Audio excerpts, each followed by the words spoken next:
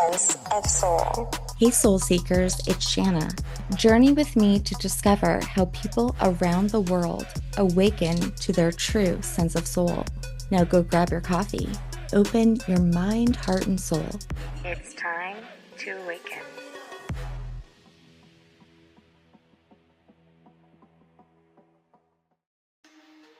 People will say, well, are you practicing a particular religion or tradition or anything? I said, yeah, I'm practicing all of them. And they're going like, how does that work? So what do you call yourself? And I said, it's easy. It's like I'm a Christed galactic interdimensional indigenous Wicca Hinda Sika Sufa Buju. That's what I am.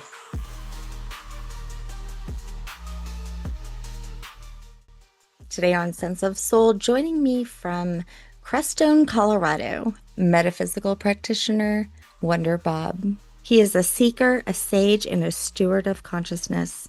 Raised within a mystery school rooted in the teachings of the Knights Templar, he received his wake-up call in 2000 when asked, what will it take to become conscious? The universe then responded, everything. Bob's lifelong quest for awareness has spanned over continents and decades.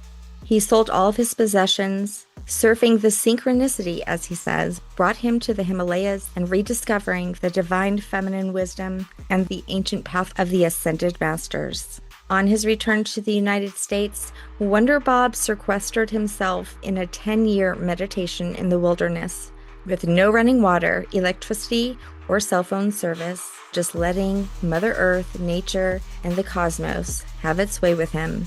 Through this, he accessed his ancient memories and woke up. Today, Wonder Bob now teaches what he has learned throughout his journey through online classes, personal sessions, music, retreats, where he's finally planted his roots in Crestone, Colorado. You were obviously called to Crestone for a reason. Tell me about your community.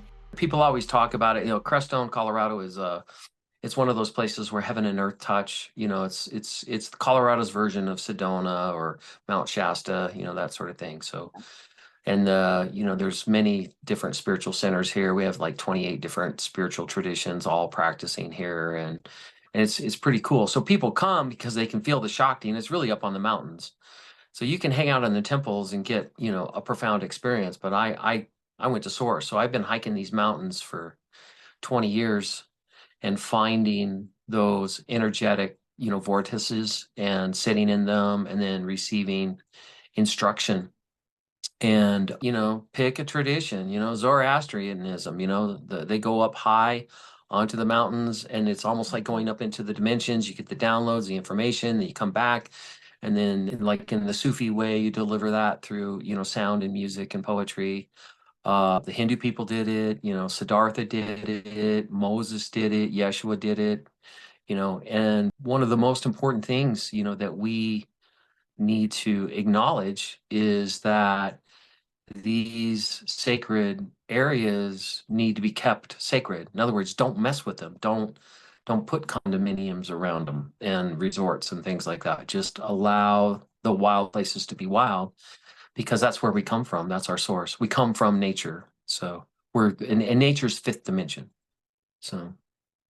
Yeah. And, I've always wondered if I'm in some sort of ley line that leads to a major vortex here in Colorado, because I have such strange energy where I live. In fact, something so weird happened this year where I have an inverted icicle like on my car, and it was on a Yeah. warm day. I have a 90-degree angle in a tree and in a rose bush. And my gnarled tree, you could tell the energy does go in a direction, but it It's has, circular. yeah, you could Yeah. see things, and it's the only tree like it. Lots of things move around here. I'm sure some of it's paranormal, but most of it is just the energy. In fact, I have a video on my Facebook. These two boji balls will actually dance together at one place in my house for a long time, like over a minute. There's certain hot Yeah. spots in my house as well. I know there's something here. Yeah. In Colorado, let's just, break it down. So there's the higher dimensions, and then there's in the earth. And in the earth, that's where dark matter is expressed. That's second dimension. We call that the telluric dimension. Now remember, Jose Arguelles facilitated a global meditation, and we were celebrating the move from the 9 hell realms into the 13 heavenly realms. And that happened on August 13, 1987. So there's many realms that are like inside the earth. So like the earth has a particular geometry to it, and that geometry is defined by whatever the sun wants to create. So if you ever had like, a spaghetti sauce on the stove and, it's sort of thick and dense, and then all of a sudden there's a bubble and there's a little splash that comes out, it burps out a little bit of its mass. Well, that's how the sun births a planet. And that particular planet will have an energetic signature to it. You got to remember the density of the sun is huge, So when it burps out a little bit of mass, it's almost like in a vacuum. So it's like a piece of popcorn. And then it takes its form, it expands, right? And so the sun will burp out a new planet occasionally. And that's what's happening. So our planet is a dodecahedron. So it's like many different pentagrams put together into a sphere. And pentagram is fifth dimension. So we are an expression of fifth dimension. You have a head, 2 arms, and 2 feet. That's 5, right? But also, if you have the star, you got the center part and then you got the arm part. So if I take the arm part and divide it by the center part, that's 1.618. And if I take both of those parts and divide it by the arm part, that's ratio is equal to itself, and that's also 1.618. So if you take the top of your head to the ground divided by your belly button to the ground, that's 1.618. If you take your, that's a sort of a good thing. Oh, we can talk about that. That's a Merkabah without, it's 2 points short. I'll explain it to you. And then if you take your arm divided by your elbow to your fingers, 1.618, this divided by that divided by that, and that divided by that, it's all 1.618. So we are literally, our bodies are fifth dimensional expressions. And the Native Americans they're the highest avatars of fifth dimension. They know life and nature. That's what fifth dimension is. So it's pretty incredible. So just imagine that on each one of those nodes of the dodecahedron would be a pyramid. And then all the way across the planet, all of those pyramids would work together, and then they would support a layer of moisture in the atmosphere called the firmament, which would shield us from solar and photonic radiation. And then you got to live to be like 969 years like Methuselah, instead of the 85 years that we're living now. So we're returning to that. And it kind of makes you wonder what Elon Musk is up to, like if he's actually reestablishing the firmament through all of those satellites, because energetically they can all work together. So I'm interested to see like how that's gonna, unfold. It's not anything I fear. It's something that I think he's remembering who he is, and he's remembering the ancient technologies and he's applying them, and that's natural. So that's a pretty cool thing. Okay, so how many fingers do you have? 5. Okay. So on all of the pyramids across the planet, what does their base look like? It's a square, all right? Right. All of the ancient pyramids are a square. So how many points make a square? 4. 4. And then you add the top, and how many is that? That's 5, Okay, 5. right? So Okay. these pyramids are tapping into fifth dimensional frequency, okay? And that's all operating and work together as one. Now get your Merkabah field there, your incorrect geometry Merkabah field. So now that's called a star tetrahedron, okay? And so if you look at it sideways, it looks like the Star of David. And if you look at it from above or below, it also looks like the Star of David. However, those pyramids are triangular base pyramids, what they are. So there's 2 triangular base pyramids intersecting the same space, rotated 45 degrees within each other. That's 8 points, right? Okay. But so now here, set that down for a second, and now put your hand up, right? And that hand is, 1, 2, 3, 4 is the base, with that top point, right? That's 5, right? And then you have another one rotated 45 degrees in the same space, and that comes together. And that is actually, we call that the angelic Merkabah. And so there's 10 points on that. Okay. Look at that. You got 10 fingers. That's pretty cool. But there was an effort, and around the center of that is your heart. And then that's the divine feminine, the Shekinah. Okay. Now, the Atlanteans stripped us from our memory of the divine feminine. So they took this system like this and they cracked it open and they made it 2 dimensions. And that is the Kabbalah tree of life. So the Kabbalah tree of life has 10 points in it, right? And so then we're told that there's 10 points, which those are the nodes. There's 22 pathways between all of those nodes, which those are the, the trump cards in the tarot deck. Okay. And then the secret and hidden pathway, the key to everything. So that together is 32. And the 33 node is the da'at, and that's the secret point. So you've got the whole system like this, and the da'at is off the page, because it was around like that. We cracked it open and it's off the page. And they did that to strip the divine feminine from our memory. So the divine feminine is called the Shekinah, and she incarnated as Mother Mary. So when the divine feminine can be received in every node and every pathway, then illumination occurs. Let's say that you are an ancient Lemurian and your body is fifth dimension, but then you shine bright like a glowworm. You're still physical, but not as physical. I use this term homo luminous, like we're Homo sapiens now. And before that, we were Homo erectus. And before that, we might have been a primate in the jungle, or we might have been star-seeded from across the galaxy. But we have been evolving, right? And so the ancient Lemurians, which are the Polynesian people, and their continent was in the middle of the Pacific Ocean, and they were working with this ginormous crystal called a Meru pillar, and they would commune with it, and it would maintain their light body, and that's Homo luminous, right? So when we receive the divine feminine and all nodes and pathways, like remember, Siddhartha was the man, and he achieved a state of being called the Buddha.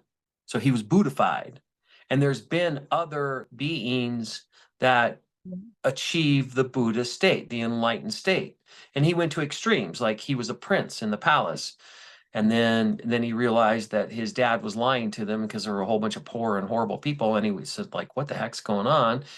And then he immersed himself into that. Then he went into the forest, and then he was able to achieve balance when he sat, remember, underneath the Bodhi tree, which is balance, right? And that's what the tree does for us. So the tree, like the tree of life, is achieving balance and all that other stuff. Krishna was glowing blue, that sort of thing. Moses went up on the mountain and he received the white plasmic light from the Yahweh Yeshur, Yahweh I am that I am. That's the Metatron. So we say he was metatronated, right?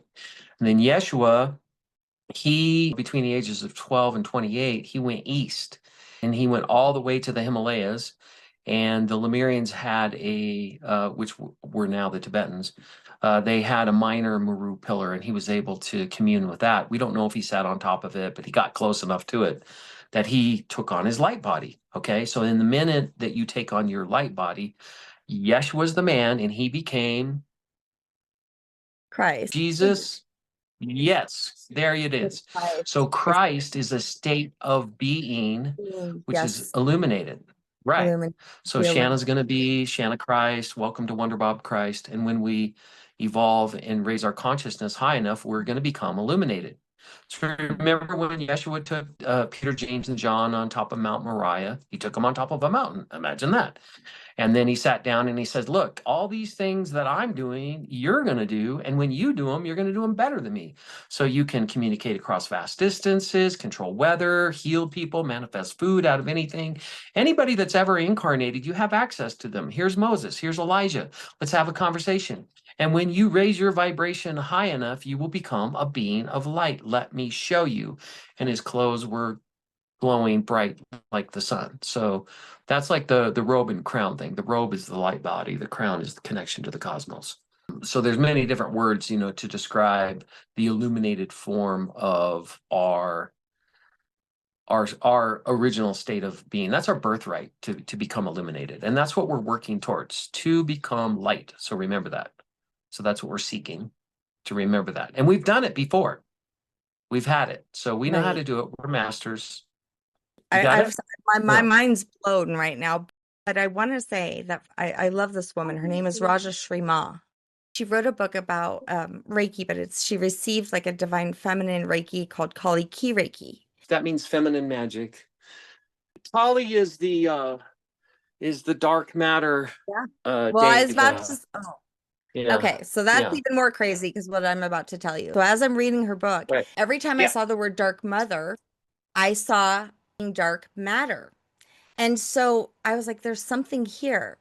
On my mini series when I was because I was exploring, like, is there a connection? So I looked up and I found that the word mother roots from the word matter. That's Ma, right? It is. Yeah. And what's the physical quality of Ma? Mater. Yeah. Mater. Like Okay. it Now, is literally from that. yeah, Yeah. it is. Uh-huh. And then you have man, right? Ma'an is the essence of a mother. So we're a piece of the mother. Unchi mama, Pachamami, Gaia, whatever word that you have. But we're humans, aren't we? Interesting. Mm. So somebody took the mater and put in breath, and that's the hu. Hu is breath. So we are the breath of the divine, and that's what a human is. In the Gnostic Gospels, the story of creation, Sophia says, "Rise, man, rise," because she breathes life into him and then tells him Yes. to rise. Yeah, yeah. And then in that creation myth, it really does define and show the quality of the feminine, and it also describes the dark matter womb and that void through which everything is created. And the Sophia has to come first. The mother has to come first. Must. All right. So, like, here you are, and we're going to create a baby, a child. And, the very first thing that we need is a womb. Got to have a womb. That's number one, right? And then we got to have mother, right? And father comes in, right? And then we can create the illuminated child out of that light child. And then that feminine light child and that masculine light child, then they produce another child that's even more illuminated, and then produce another child that's even more illuminated. And so we increase and flow the evolution of light through our progeny. And that's what happens. Okay. So what did the Romans do? They said, no, we're masculine. We're Ra, which is the sun. We're the men of Ra.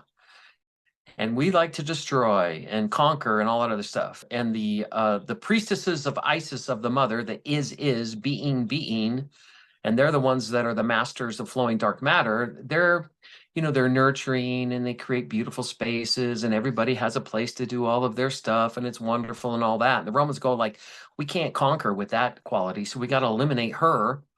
And so the Ra men became the Romans, and they eliminated mother, and they replaced it with Father, Son, Holy Spirit. So Father, Son doesn't create anything except for pedophilia. And you can't eliminate the mother, so they hid her behind this word Holy Spirit. So Holy Spirit is the Shekinah, that's the divine feminine. And that's what you feel like if you go into a church or a sacred area, if you can feel divinity, that's the Holy Spirit. And when you call upon her, she shows up, and you can feel her, and that's what Yeshua taught us. So Yeshua was a feminist, and he was reestablishing the divine feminine. And so if that's the case, then maybe we should pay attention, to the feminine characters like Mother Mary and Mary Magdalene. Mary Magdalene was an avatar. They were both priestesses of Isis, so Mother Mary was more of that Shekinah, quality. And Mary Magdalene, she knew dark matter. She knew dark matter really well. So on the planet, in the Western tradition, we already said that Kali is the deva of dark matter in the Eastern tradition. In the Western tradition, who is the deva of dark matter? Do you know this one? Adam's first wife, Lilith. Yes, love Lilith. Lilith. Lilith, yeah. And then she wanted to like kind of be autonomous and be her own person and not be oppressed. And then that's when the ancient Atlanteans, stripped her out of our memory. So you got to remember that we're co-creating the reality, right? There's 8 billion souls that are co-creating this reality. And so Lilith is part of our reality. And she goes, I don't like what you guys are doing. I'm going to show up and flow dark matter through it. And everything's destroyed and undone. Reset, and these guys are going like, oh God, here comes Lilith again. She's going to destroy everything. And that's what she does. She knows how to do that. And then what they said is like, we have got to strip her out of our memory. We have to eliminate memory. And so they stripped her out of our memories, and then Lilith didn't exist for a very, very long time. But now, we're reclaiming her memory, and, she was exiled, banished into the earth, but she could express herself as a spirit like all the earth spirits do. But now she's unleashed as of 2013. Actually, it's a pretty new thing. So she was pretty pissed off. She declared herself, I am. And that's what we're doing today. We're reclaiming that I am. And yeah, I think her story is very powerful. I wish it was a Yeah. story that I grew up with knowing. Oh, I know. If you want to know about Mary Magdalene, hello, read her gospel. It's written, it's there. I've studied everything. I'm a scholar. I was frustrated with back in the day, it was 9/11, and then we go off and we decide to start attacking all of these countries. And I just said, I don't want to be part of a warmongering country. I'm leaving. So I sold all my possessions and I put on a backpack and I said, okay, show me something. Take me to wherever I need to go. Show me what I need to see. And I ended up mostly in Southeast Asia. And I did a 4-year walkabout all through Asia, India, a little bit in Europe. And it was surfing the synchronicity is what it's called. So you put your place in a full-on space of receptivity and say, okay, show me, and have your way with me. Here I am. I surrender. Take it. Let's go. And I was shown a lot. And now I was curious. It's like, why do I keep going through Southeast Asia? Like, my real estate agent's husband had a school in Vietnam, and he invited me to come out and teach. So I did that 2 times. It was like a 6-month period. And so I spent about a year in Vietnam. I went to Bangkok to get visas to go. I wanted to go up in the Himalayas and hike up into the mountains, and I did that. And Cambodia, Laos, Vietnam, Singapore, Burma. You're just traveling around Japan, Taiwan, and just learning different cultures and all that other stuff. And what I learned about Southeast Asia is that is the one place on the planet where the divine feminine refused to go down. She's like, sunshine. So you remember the ancient, the Khans, like Genghis Khan and Kublai Khan, like they were vicious and they just rampaged through all of Asia. They could never conquer Vietnam. They couldn't conquer Indochina. Vietnam, Laos, and Cambodia is Indochina. They could never do it, and then here come the French, and they have the responsibility for creating and managing most of the rubber production on the planet. So they wanted those rubber trees in Southeast Asia, and that's what they were doing. And the Vietnamese people kicked their butts. And what do we do as Americans? We show up with tanks and helicopters, and they're riding down from the north on bicycles with chickens strapped around their waist for food, and they kick our butts. Now, why does that happen? It's because the divine feminine is intact. And if you don't control the feminine and allow her to contribute to you, then you are invincible. And so that's what Vietnam did. It's like, no, we're not doing this. And they persevered. I mean, what an incredible group of people, So, and when you go there, you just look and you see, and, now they're embracing Western society because they don't want to be a province of China. So they're going like, okay, Are we going to be part of the Western world, or are we going to be part of the Chinese world? And they chose the West. So that's what they're doing. So they've got, automobiles and universities and shopping malls and bowling alleys and, all the stuff that we have. So it's fun that way. How can we see a world where maybe even like integrating some sort of sacred economics, into societal transformation? That's a multifaceted question. There's a lot that's in there. And I think, as countries, as humans, we need to create systems where the financial and practical part of it matches the intention of the system. So, for example, America is not invested in the health of its people. It's invested in the sickness of its people. So the industry In the makes business. more money if the people are sick, and that's how it goes. So then you get to a country like Canada. Canada pays for the healthcare of its people. So it's really critical that they're invested in the health of these people. And so the model has got to match, the intention financially, economically, and it's got to work. We've got to realize that on this planet, we were overrun by these beings called laggard souls. And a laggard soul is a soul that is addicted to destruction. And that's what they do. Archon? So they're different than the archons. They did a deal with the archons and created some really nasty, destructive things, really nasty. And so what happened was these laggard souls then were gathered up from all over the galaxy and put into one location. So it would be like if your body has a cancer in it, then what it does is it metastasizes that cancer. It takes all those cancer cells, put it into one pustule, and creates a tumor. And that's what your body does. So that's what happened for the galaxy. It took all of those laggard souls and the pustule, welcome to our solar system. And so that particular planet that they all went to was Maldek. And Maldek is the planet that used to be between Mars and Jupiter. And then we're shining like tons of light onto that planet to help these beings rehabilitate themselves and become something better. We could recycle them, but then they would just be birthed again as another laggard soul. And we tried that, and it was just more destructive. So they convinced us that they were getting better and that they were behaving and all that other stuff. And then they picked the fight with Mars, and they were trying to destroy Mars. And then there was a huge intervention, and their planet was destroyed. And in the destruction of their planet, the atmosphere of Mars was swept away. And then that's when this asteroid hit our planet, destroying Lemuria. And then this was the fall of man. So these laggard souls came down, and they landed on this new continent called Atlantis. The Red Men from Mars. If you ever watch the movie John Carter from Mars, tells the whole story. There it is, right there. Edgar Rice Burroughs wrote this. He was really tapping into some cool stuff. He also wrote Tarzan. But John Carter from Mars. It's a Disney movie. It's brilliant. And so then these guys came to North America, and then it shows the laggard souls that are managing the destruction of Mars. They're shapeshifters. And they got that quality from the archons, because the archons, they like to be secret and hidden. They work in the dark spaces in between everything. And if they're ever exposed, they can be eliminated.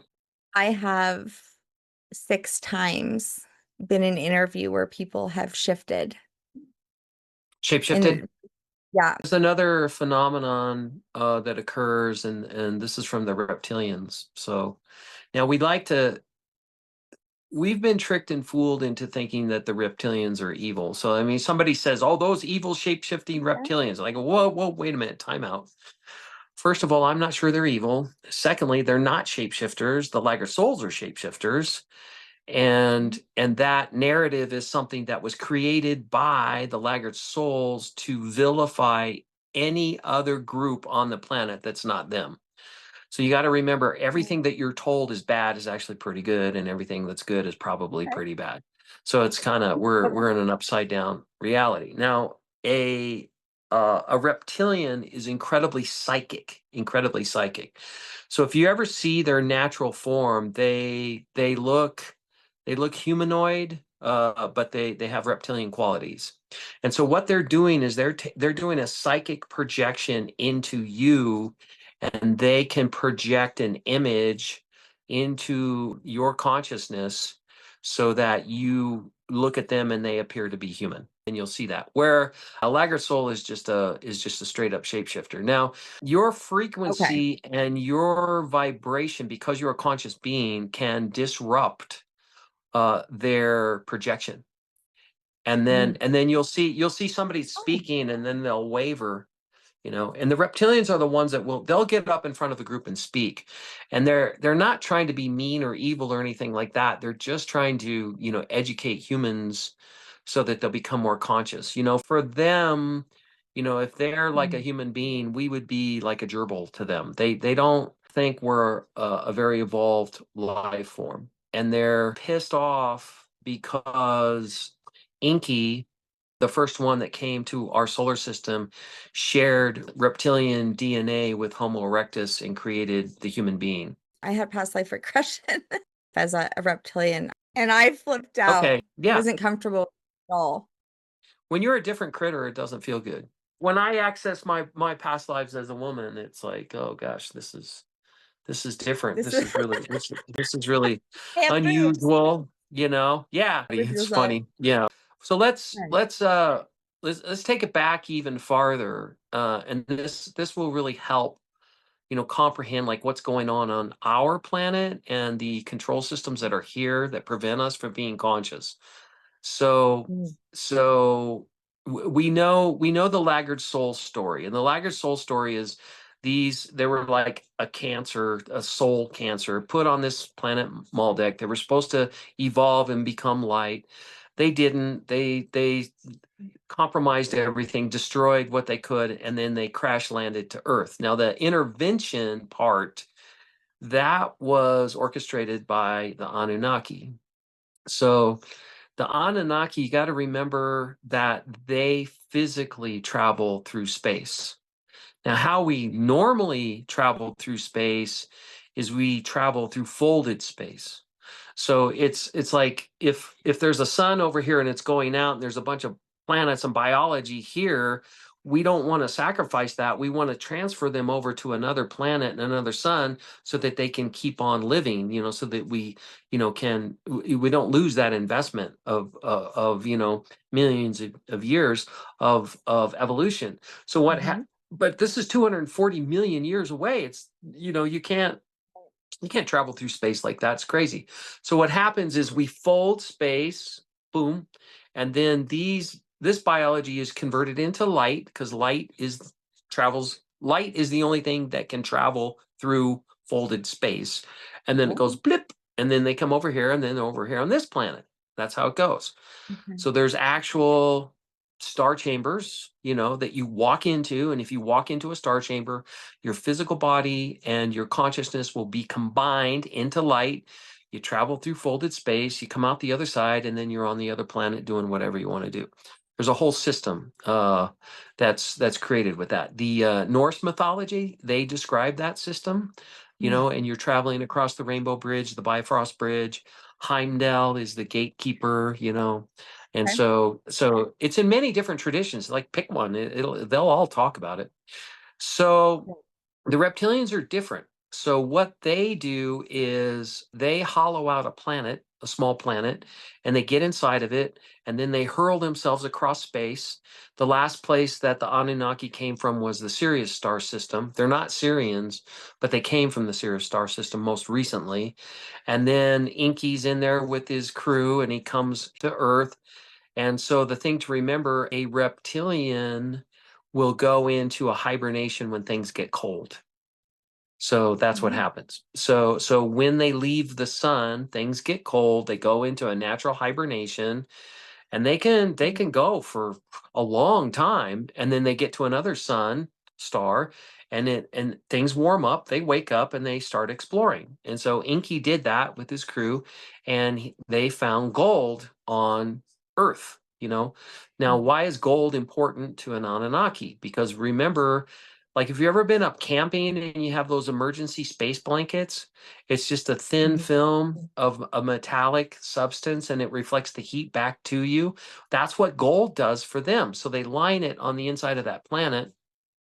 And if they're on a planet where they have atmosphere, they'll put it up into their atmosphere, and that heat reflects back to them so they can stay awake longer. They don't have to hibernate as long. And then if they ingest it into a subatomic, not subatomic, but a single atom, which is called ormus, and they ingest that into their bodies, then they don't have to hibernate as long. So it keeps them awake longer. So Enki was the one that came to the planet, and then there was another group with them called the Ajiji, and they were the ones that were digging and collecting the gold off the planet. And it was difficult because they would come in close to the planet and they would, you know, be able to mine the gold, and then they got to get back on their planet because they established a 3,600 year orbit around our sun. And they did that because they don't want to get caught in the gravity. They don't want to permanently be here.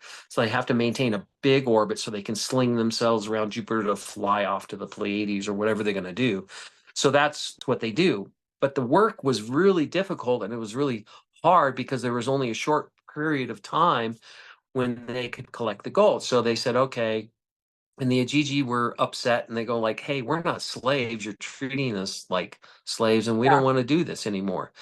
So Enki devised a really brilliant plan. There was Homo erectus, which is the base humanoid for all of the different races. So Enki took his reptilian DNA, combined it with Homo erectus, and produced the black race.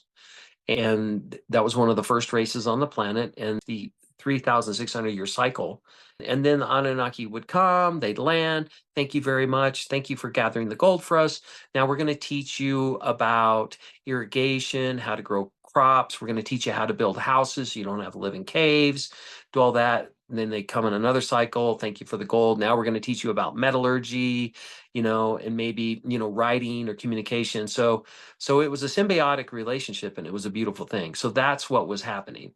So when the laggard souls were trying to destroy Mars, and then they had their eyes on Earth also, and they were going like, oh no, we're not doing this. We are not doing this. So they intervened. So they put their planet really close to Saturn, and they pulled some mass off of Saturn. That's why Saturn has its rings. So like when one celestial body comes really close to another one, it'll pull some matter off of it a little bit, and matter's expanded out and it creates rings. And over a long period of time, those rings will go back into a single form. So that's why Saturn has rings, because that matter was pulled off of it. They created 7 moons and then they smashed those moons into Maldek, destroying it. And that's what happened. So then everybody had to come to Earth. That was literally the fall of man. So we're here on this planet with these laggard souls, and they've done some nasty things. They've enslaved a lot of humans. They've genetically altered a lot of humans. That's what happened in Atlantean times. I mean, the information I have is that the atom is the genetically modified human being. So imagine you're an illuminated light being. What the Atlanteans did was things were rough. It wasn't a fun place to be. And they invited the Lemurians and the Sumerians to do civilization with them, except their idea of civilization was to enslave everybody, genetically alter them all, and force them to be the slave labor. So that's what the Atlanteans did to the humans. So you got to remember that our natural form of being is 13-stranded DNA, and the genetic alterations stripped that down to 2 strands. So we're recovering that. And actually it's difficult to tell if it's in our actual physicality, but it's in our energetic field, and we can add a strand. So I do a guided meditation to add an extra strand of DNA. And you got to remember, we're co-creating the reality that we're in. So that's like in quantum physics, if I'm shooting a photon through a slit and it has a particular random pattern on the wall, that's what's going on. But then if I observe the experiment, I affect the reality, and then it turns into these slit things, which is not random at all. So your actual observation of it accesses the morphogenic field and then creates a different reality. And so that's why mind control is really important on this world. And that's why we've been mind controlled, quite a bit. So these laggard souls, we defeated them in Atlantean times. You can read the book of Ramtha. It will talk about that. And they're like, whoa, these humans are, they're capable of defeating us. So we got to be hidden. We got to work behind the scenes and not be visible. But there's a lot of different programs that are created to prevent us from restoring our 13-stranded DNA, to prevent us from becoming Christed human beings. But guess what? We're breaking through it. We're waking up, and there's a lot more of us than there are of them, and we're succeeding. It's actually happening. I've gotten a few strong messages this year, but the first one was something you said almost word for word. And actually, it was about the land because I was like, if I'm being called to this land to maybe work with or ley line or something, what can I do? And I got a clear message. It will be something I do in the back end. It will not be like for sense of soul. It will not be known. It's going to Yeah. be private. So here, like here in Crestone, for example, this is a very, very powerful vortex, a very, very powerful place. And I'm sorry I didn't complete the description of how the energetics work on the planet. So there's these things called vortexes. And so, like, if you've ever been in a cave and you have these stalactites coming down from the ceiling, and they'll also drip on the floor, and it'll grow a stalagmite also. So the vortex that's coming down from above, that's a feminine vortex, and it goes counterclockwise. So if you sit out on a vortex, and you can take a pendulum and just put it out there, and it'll spin the way the vortex is spinning. So if it goes to the left, that's feminine. It goes to the right, that's masculine. Okay. If remember you're pushing, that's masculine. You're receiving, that's feminine. This color is white. This color is black. And you got to remember that black was, that's the feminine, and the feminine was vilified. So the feminine's evil. And of course, Lilith is an evil demoness, and she steals babies and bites the heads off of people, and all of the other ridiculous stories that they made about her. So that's the other thing. So then you got a stalagmite, and that goes clockwise, and that's masculine. So that's like pooking up, and the other one's pooking down. Then there's an actual energetic gateway that you can go into the earth with, and that's called a gateway. And then you have another energetic pathway, and that's called a portal, and that goes up into the higher dimensions. So you got gateways, portals, and vortices. And so these are the things that we're dealing with. So I'm sensing that you have a vortex on your land. So I haven't studied Aurora so much. I mean, getting into energetic ley lines and nodes and all that other stuff, that's a whole other interview. I mean, it's a vast body of work, but that's essentially what I wanted to share with you when you were describing that. And we went off on a bunny trail there. So Well, I that's went to Gateway that's High important to School. know. Yeah, you went to I, Gateway. I'm Yeah. joking. I did. I went to Yeah. Gateway High School. Yeah, no, But I mean you got to remember that in our psyche, we are aware of all of these things. I mean, we take on the veil of forgetfulness, but there's part of us that knows that this stuff exists. Okay. So for example, there's a Lyran civilization. These are the cat people. That's Egypt, right? Can you show me your ear like this? Okay, look that way a little bit so I can see it. There you go. Hold still. Okay. All right, and then look back at me. Look forward now. Okay. All right. So you have you're more telluric, which is you've been birthed up out of the earth with a Pleiadian signature. So and the Pleiades are like the seven sisters. Yeah, yeah. So I mean, so the two groups that you want to that we acknowledge. Am I a star seed? Did I come with the stars and I come in here to deliver my gift, or am I a telluric soul who's been birthed up out of the earth and I'm delivering my kernel of magic? So you're the latter.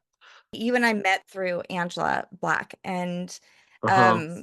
I had interviewed Dr. Jerry years ago, who I who I actually on accident call him Uncle Jerry. It flies out of my Uh-huh. mouth from the very beginning. It's hilarious. I have no idea. Yeah. But I did take his shadow body healing, the Oh, shadow great. body healing course and went through it all, learned the language and the Maharata and Mhm. felt very connected. There was this song of this planet was gone and ruined and burned up, kind of like you spoke of earlier when I was really hanging on your words. Yeah. I felt a resonance to it, like emotional connection. And I always pay attention to, sometimes you could hear a story and not bat an eye, but there's some times where, you light up all of a sudden, or my body moves Yeah, forward. yeah, that's your body saying yes. We remember this. Like when you get, if I say something and you get the tingles and chills, Right. that's your body Goosebumps. saying yes, that's true. The other thing to do is just ask a question. Ask and it will be given. And then what feels lighter? Did I have Yeah. lifetimes in Egypt? Or did I not? What feels lighter? Yeah. Right. Okay. Was I a Lyran or was I in another group? I was in another Right. group. Was I working with dark matter or doing something else? Yes, you were working with dark matter. You got to remember the pyramid is the thing that maintains the energy in the atmosphere. Massive amounts of energy comes out of these things, and they all work together to create a field around the planet. And that field does many different things. It shields us from radiation so that we can live longer. It regulates weather, and that's why we've got evidence of plant life in Antarctica. And it also generates free energy also, so that we can have whatever we want, and it Yeah. also helps us maintain our light bodies. So dark matter is combined with water, and that creates black water, and black water is the stuff that flows through the base of the pyramids. There's always a stream. And then the pyramids themselves are granite, which is crystal. And then the outside casing was limestone, which was like an insulator. Casings have been robbed and stripped off of them. And then we've got new evidence of these huge cylindrical shafts going down with these huge copper coils, and it's Ah, it's a ginormous energy transformer. So that the technologies on the planet were sophisticated, and we have this, in our memory, and we've got it. So when people will talk about these things, you'll get, oh my God, yes, I got that. Or if you'll see somebody, let's say you meet somebody and you're like, I don't know what's going on, but I got to hang out with this person.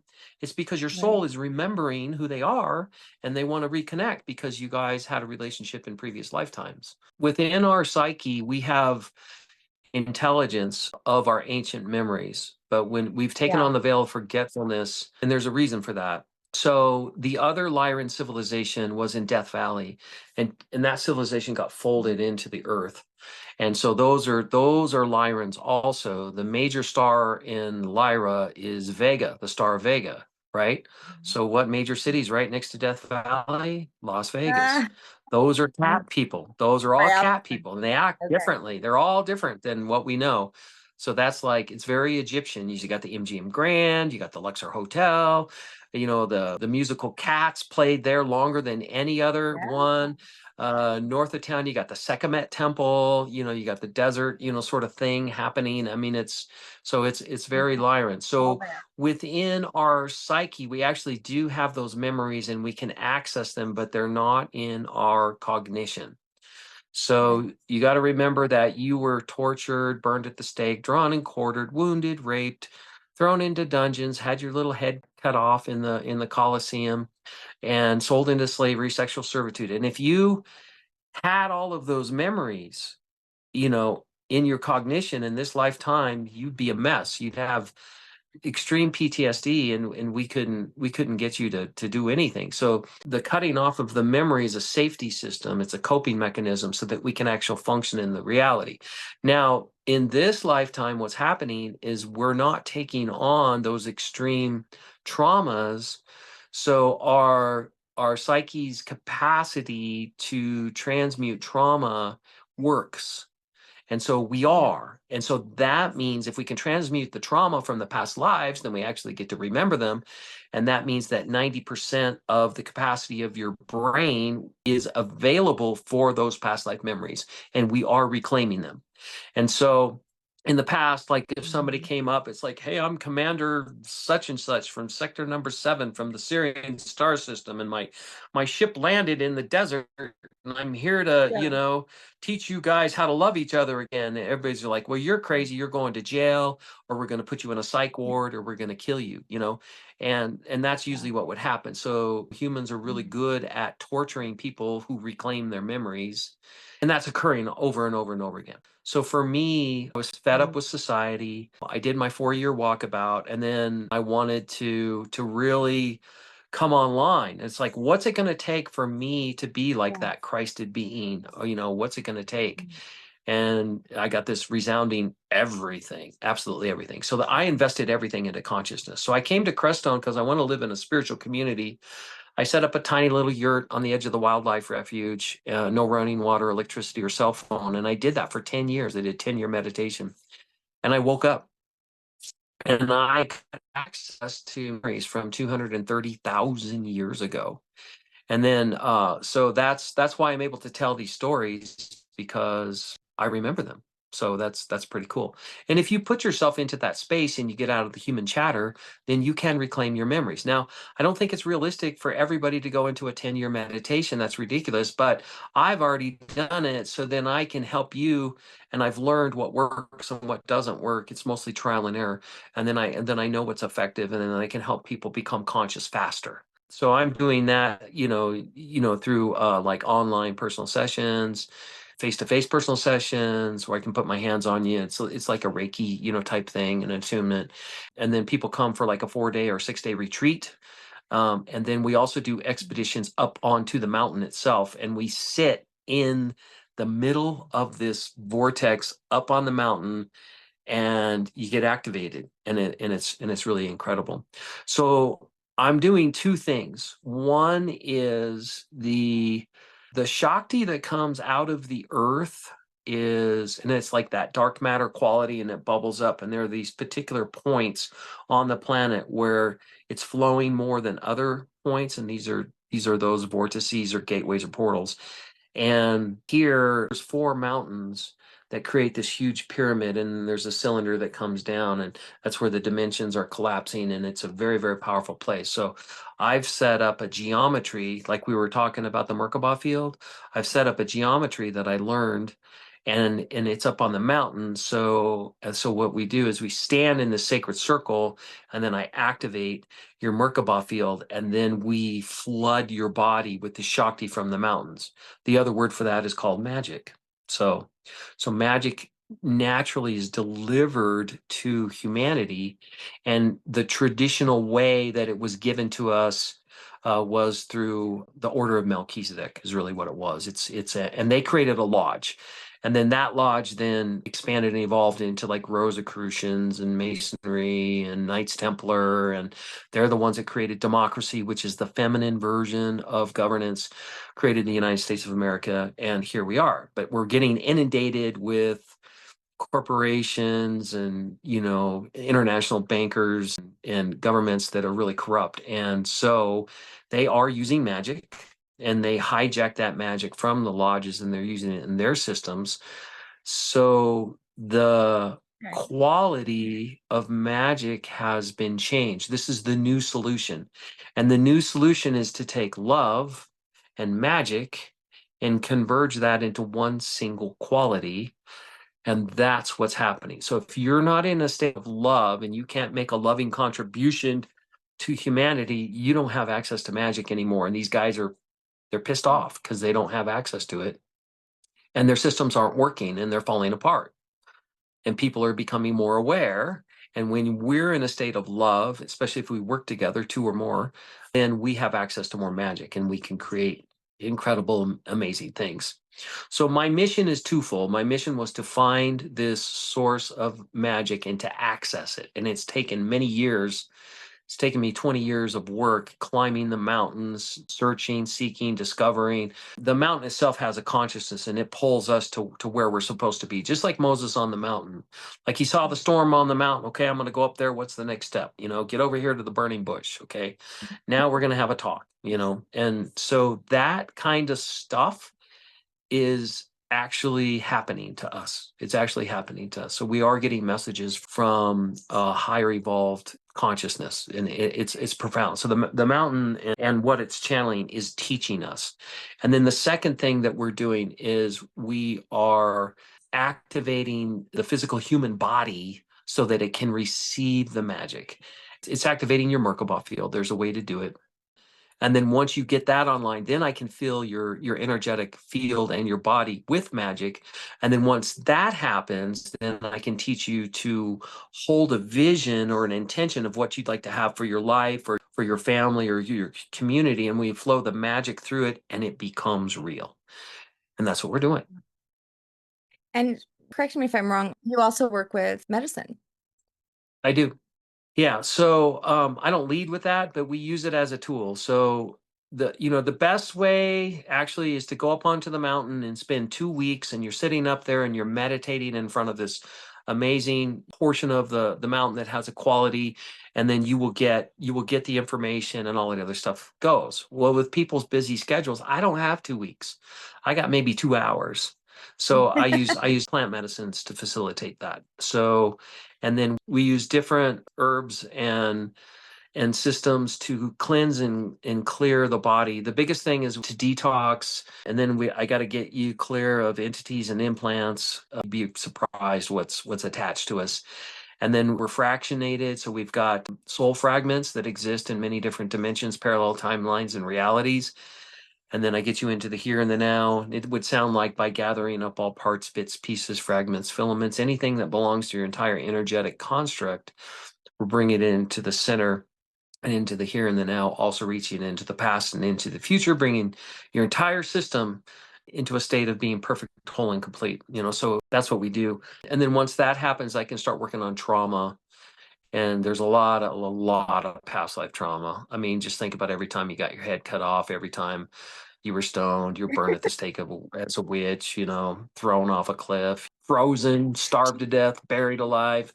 I mean, there's a lot of trauma. And then once that happens, then I can do the activation. So, the plant medicines make things move a lot faster. Now, in Colorado, psilocybin has been decriminalized. So there's a massive movement to include psilocybin in therapy and like clinical psychology and stuff like that. Now, I'm a metaphysician, so I don't believe in clinical, but I know what they're doing, bless their hearts. And so they're using, the brain, and I'm using everything. You're an infinite being, ancient biology, and it's huge. So then and then if you come to me, I'm helping you with like, who am I as a soul? Did I come from the stars? Was birthed up from the planet?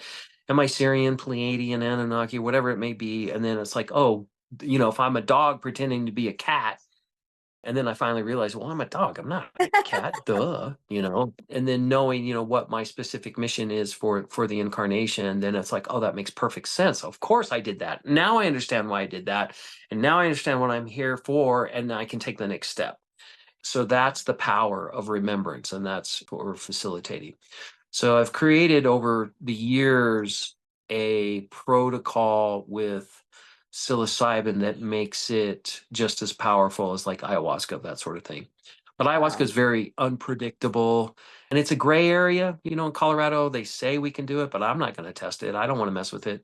And I've attended, ayahuasca ceremonies and other medicines, and I've explored and I'm searching. I'm going like, okay, what works and what doesn't work? Now you got to remember when Moses was on top of Mount Horeb and he met the burning bush. The burning bush is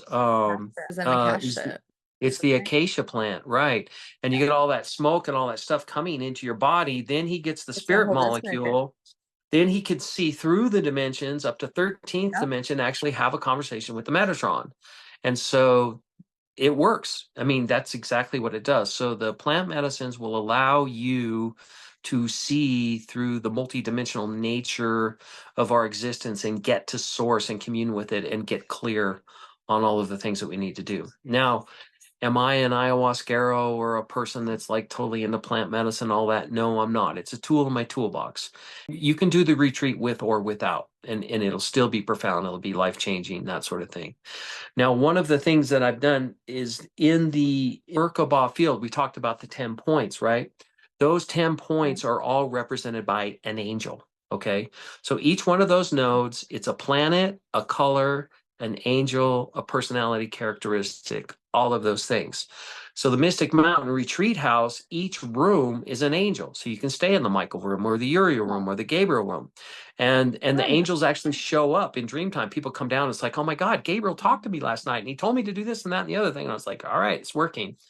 And then we also have a sacred dance plaza where we pull the energy from the mountain and we put it into the dance plaza, and we do ceremonies, synchronized dance, and sometimes we just do meditation. Sometimes it's yoga or qigong and just playing in the magic that's flowing off of the mountain. And so this system that we've created in the geometry and structure of the house itself, this really enhances our ability to commune with the unified field, all that is in totality.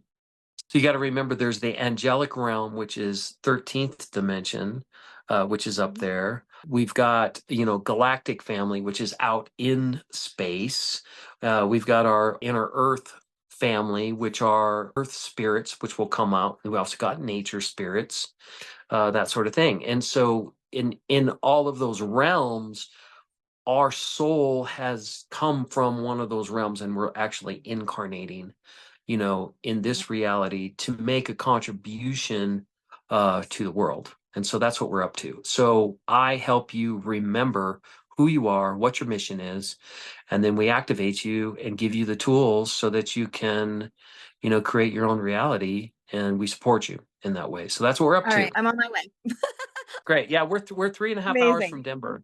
Yeah, so if you're flying in, you can rent a car, but there's also a bus that comes up here, and you can just pop into Denver, and then you can take a bus up here. It's like $38. It's pretty cheap, So there's all kinds of ways to get to us. So it's fun. It's cool. It's easy. I try to make it as easy as we can. Where do people go if they want to come up there? I'm on Facebook as both Wonder Bob and Bob Wonder. I got two accounts on Facebook. I'm Wonder Bob on Instagram. I'm Wonder Bob on YouTube. And then the other thing is just give me a call. Here's my phone number. You ready? So it's 719-937-3052. 719-937-3052. And so you can also just send me a text so I know it's not a sales call. And we can help you out. And if you don't have the time to get up, we can work with you online.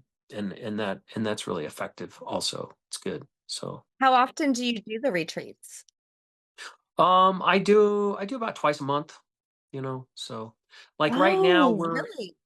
right now we're in expedition mode, so we're hiking up onto the mountain. Our next major one is going to happen on Lionsgate, which is the August 8th weekend. And so we'll get up and we'll hike up and commune, and you get initiated and activated while you're on the mountain. It's very profound. So, don't be afraid to reach out and contact, and, even if it's something simple, and you have a question or something like that, I can usually help you out. Happy to do that. So I would like to explore some of the ley lines in Aurora, Saudi Aurora, and see what's up with that. So, I but love that you just said the that. the body of work that I facilitate is huge. It's ginormous, and this conversation, thank you so much for that, because you're able to tap in and touch on the aspects and some of the small stories in the grand tale. But the grand tale, it takes a long time to remember everything. So I mean, literally, when you're coming up for retreat, we're doing detox, we're clearing out entities and implants, we're doing trauma release, and then we're doing soul remembrance, reclaiming our mission. Then we're getting into, activations, Merkaba activation, pineal gland activation, all these different things. So, I mean, there's a lot that happens, and it takes time to get you through all this, and then we got to take care of your body, so we're doing yoga and qigong and detox smoothies, and then we go to all the different spiritual sites, and we're going to the ashram, and we have a stupa, and we have a ziggurat, and we have these sacred places along the river, the grandmother tree, the Buddhist temple. I mean, it's a lot, so there's a lot to do and see and play with here. So come and play, and we'll help you remember who you are, and then life just becomes a lot more enjoyable, and a lot of the foolishness in the Maya that you're all stressed out about, that becomes less important, as what our real mission is really to become light, to remember ourselves and to become light. And that's where we make the greatest investment. And if we can all do that, we change the entire world. And guess what? We're really, really close. And the other thing I'd like you to know is this whole, laggard soul, agenda is coming to an end. It's closing. So they're not incarnating anymore. They're disappearing. There's just a few left on the planet, and they're going away. So this whole, new earth utopian society is right in front of us. So there's a lot of beautiful things that are happening, but they're going to dig in their heels, and they're going to create chaos as much as they can on their way out. And that's what's happening right now. So remember, the battle is won, the mission is complete. We have succeeded, and you have been holding the core of consciousness for hundreds of thousands of years on this planet. And thank you for doing that. And together, we move forward, remember ourselves, and eventually we're all going to do the happy dance, 8 billion of us. So it'll be fun.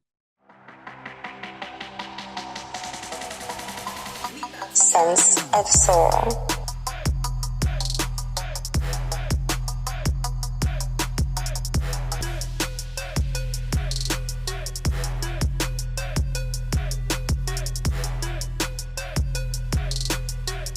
It's time to awaken.